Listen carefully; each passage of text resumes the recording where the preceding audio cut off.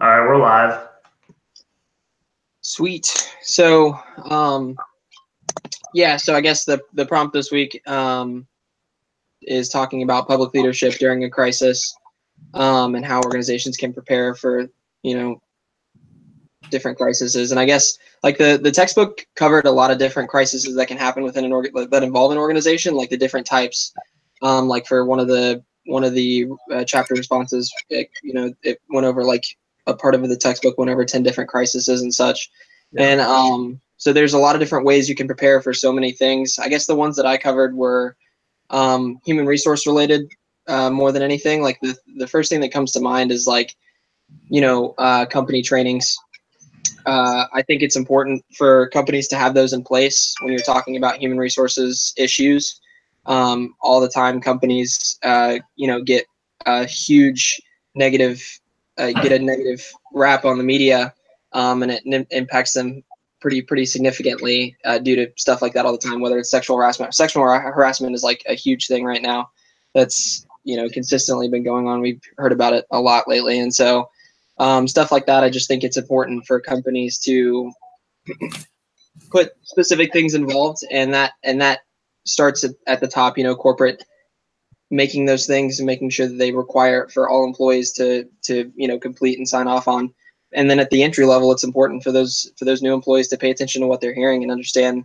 With someone who's just on the entry level, something like that happens, and all of a sudden the entire organization suffers, and it's all over the news. The entire world knows about it. And so it's important that entry level employees recognize that type of thing as well, just as it is important for the corporate level people to put those procedures in place. So that was kind of the first thing that came to mind when I read the prompt. Yeah, I would definitely say agree with you in regards to training. However, my question for you is, because I've experienced this myself, is have you ever yourself or noticed at any point that the training really just becomes a check in the box, and people become it happens, the training happens so often, like death by PowerPoint or whatnot, that people just become desensitized by it. It's like, all right, well, I'm just gonna go click through these slides again and satisfy the requirement, but they're not actually getting the value out of it.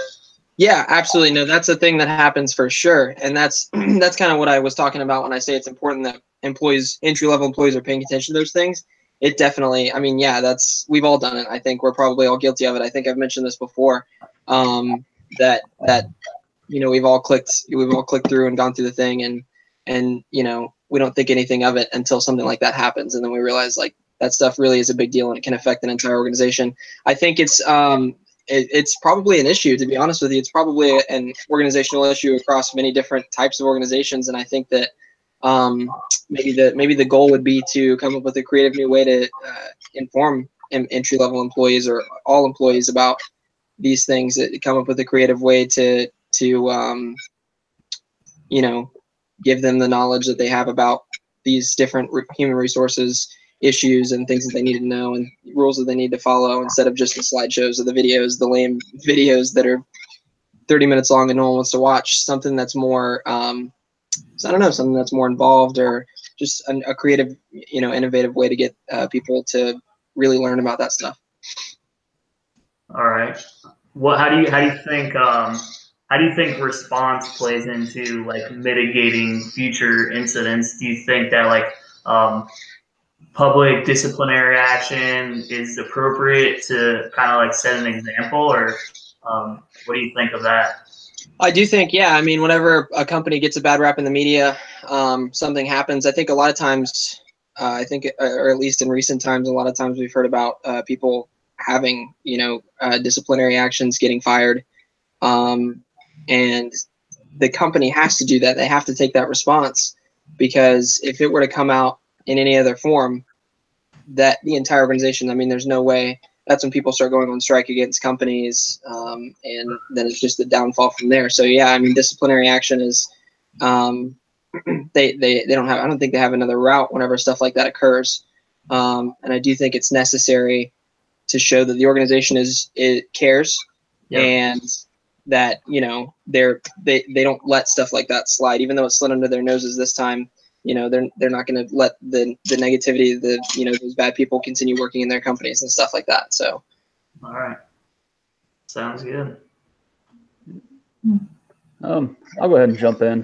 My wife's supposed to be getting home any minute with the kids, so I'm gonna have to go on mute if it gets a lot too loud in here. But I agree with a lot of what you said there. And I really see it as like, you know, the whole leadership development versus leader development. I think it's real important to make sure that as many people as possible get a chance to be leaders and get that development themselves. I think if you just focus on a few people, it really hurts your organization because, I mean, I'm sure you guys have seen it too, the Good Old Boys Club, or, you know, just other things out there where it seems like certain people get tapped on the shoulder and then other people start falling behind because they're too scared to speak up, or they're just feel like, well, that should be your problem to go answer because you were the one that was chosen to be the leader. And I see a lot of that. I think it hinders companies sometimes.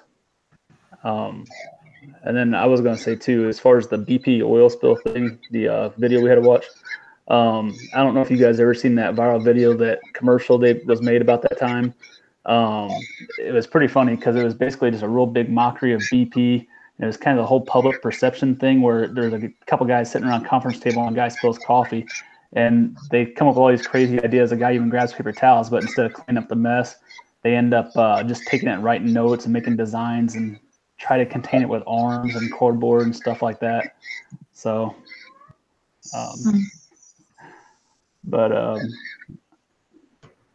that's about all I got on it. What was kind of interesting to me with the whole BP thing and reading about it is that there was a member of their organization that was calling it that their oil platform, like a net well or something like that. So to me, on some of the things that I've experienced, you know, organizations don't take enough time to be able to plan in that pre-crisis stage.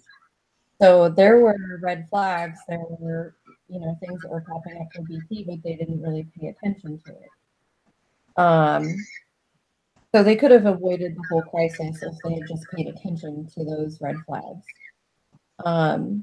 For me personally, going back to the bias training we recently had at Starbucks, you know, it's kind of weird to me in hindsight that we didn't take the time to make sure that we had all of our partners informed, especially because we tend to pride ourselves in being an organization that was ethical. So we were very reactive in that situation instead of proactive. I think for organizations to spend much more time in the pre-crisis phase and planning is so important.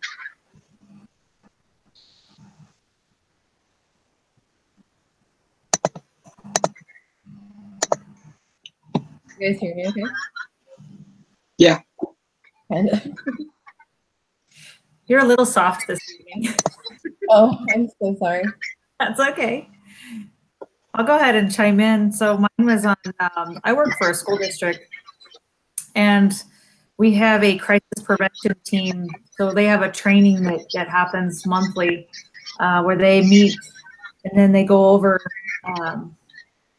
the different crisis and you know, the strategies they're going to use and different things. And we have one coming up on Friday. Our team is putting on a active shooter mock-up on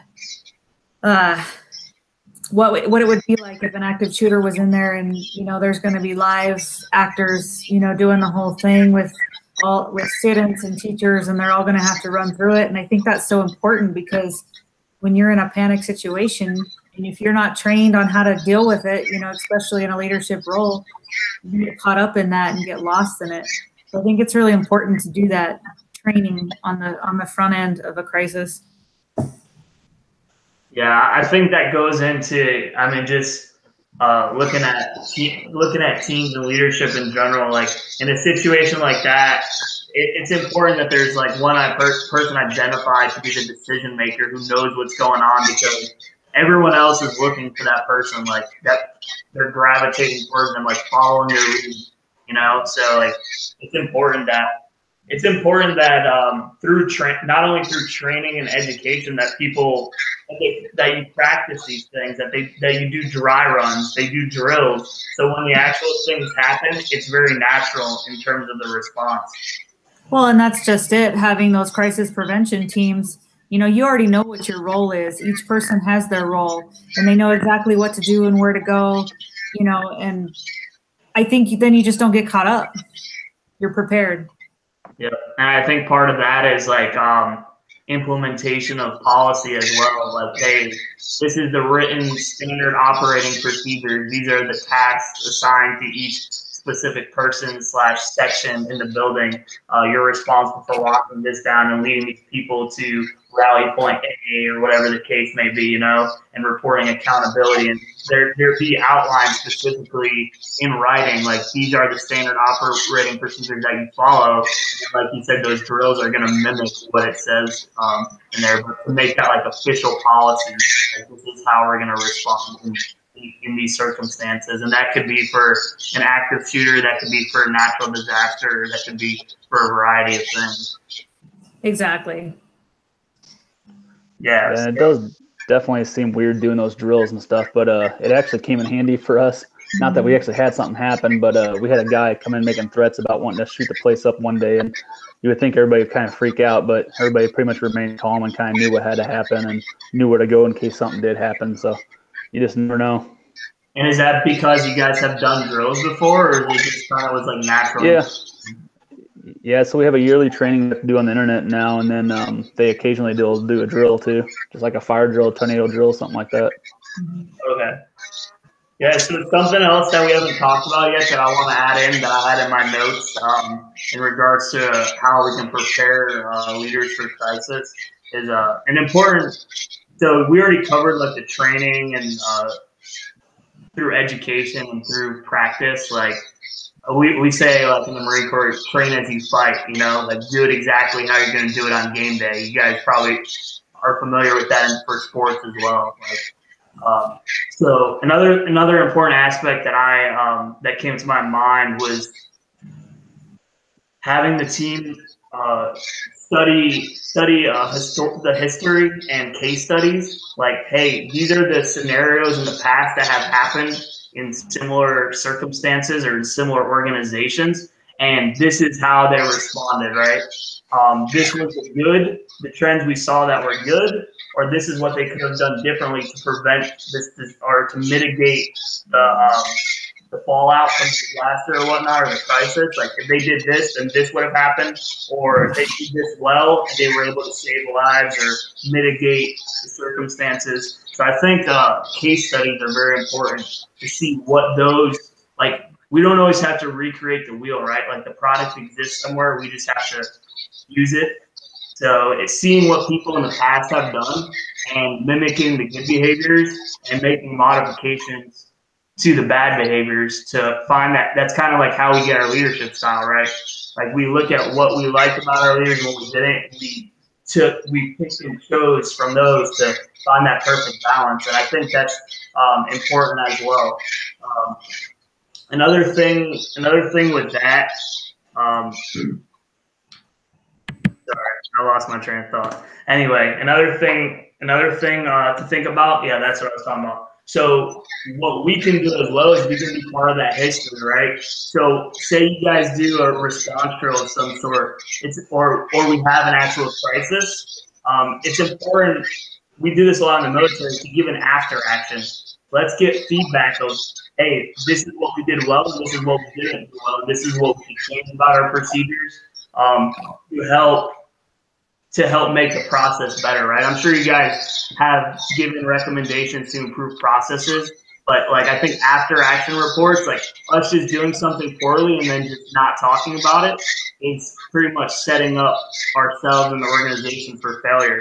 And if that means that there needs to be a policy change or we need to explore that, then I think that should be the follow-on procedure to fine-tune everything to get us to that optimal point that we need to be at.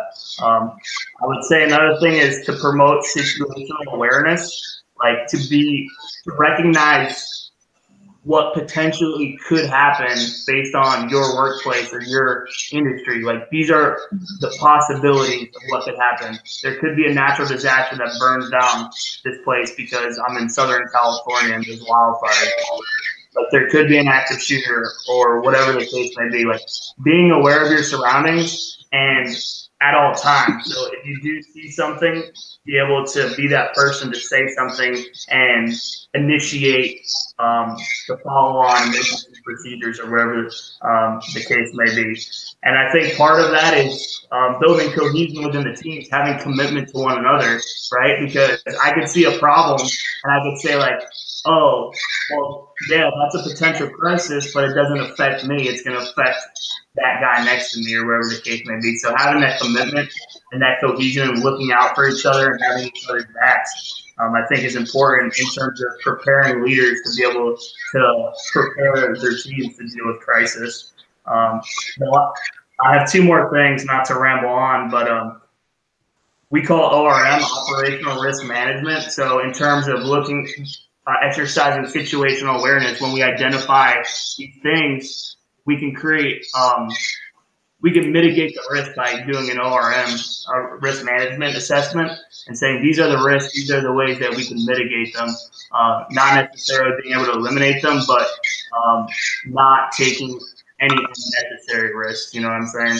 And then the last thing I have important for a leader is to make timely decisions and communicate that in an effective manner to everyone, because during crisis situations, there needs to be an effective communication chain. Like we need to know this person's calling this person and have essentially like a communication tree of how from the top pass word down to everybody in the organization, because in crisis situations, no decision is worse than a bad decision, in my opinion. So that's pretty much all I have on that.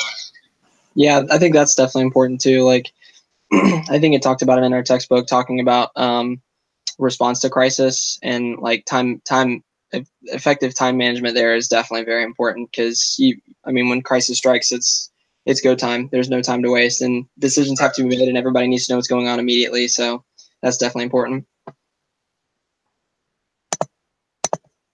I guess. Does anyone else want to add anything?